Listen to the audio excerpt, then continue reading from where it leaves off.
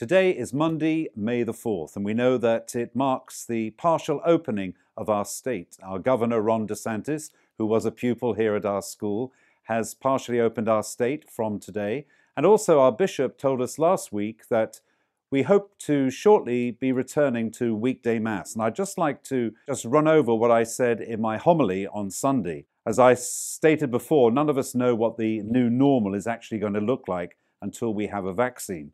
So we'll need to be very adaptable and flexible. And adaptability and flexibility should be natural qualities for a Christian.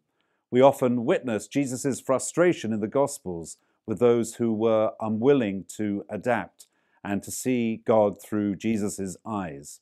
It's hard for the Holy Spirit to work through us if we are so set in our ways. And so openness is always the key when it comes to faith.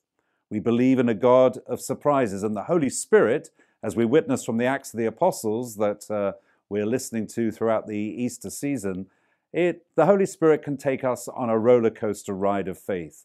And Mother Mary, to whom May is dedicated, she can certainly vouch for that her life, once she said yes to God, she went on a roller coaster ride of faith, but had such openness, adaptability, and flexibility. And that's why we look up to her as a model of faith. And so even when weekday Mass returns in the next couple of weeks, we don't know the exact time yet, we know that the most vulnerable among us are still going to be encouraged to remain safe and secure at home. So if you believe that you are vulnerable, I just encourage you to continue to stay at home. I know that's difficult. We know there's also going to be restrictions which are still to be determined on the numbers who'll be able to come to any given Mass. And that'll be during the weekday as well. We'll probably ask people only to come to one Mass per week. You may say, well, I go to Mass every day. I want to get back to Mass every day. It's not going to be possible. We have to be adaptable. We have to be flexible. And we have to be honest as well and say, well, I came to Mass on Monday. Now I'll have to wait for another week. We just got to have that adaptability as we try to get back to some normality, as I said, whatever that new normal is going to be. We will be practicing social distancing when we come into the church. You will discover that pews will be roped off. We'll need to wear a mask, and we'll need to sanitize our hands on arrival. And that sanitization will be provided for us. We don't need to bring our own. It's going to be provided for us. The Sunday obligation is continued to be lifted.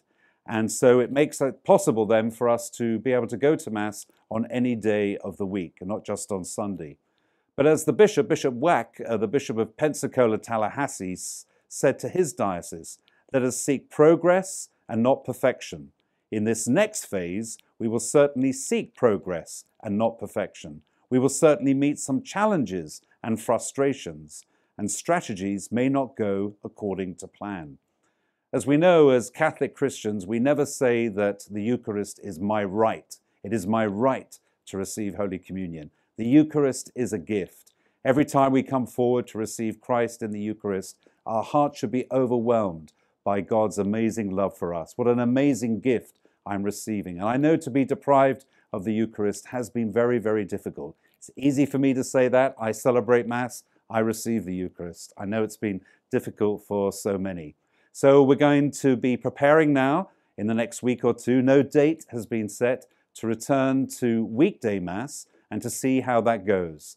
And I know that each and every one of you, you've been amazing. And I know that each and every one of you will be adaptable and flexible as we open our hearts and our lives to the Holy Spirit, as we return to some normality within the community, the family of faith that we call our parish.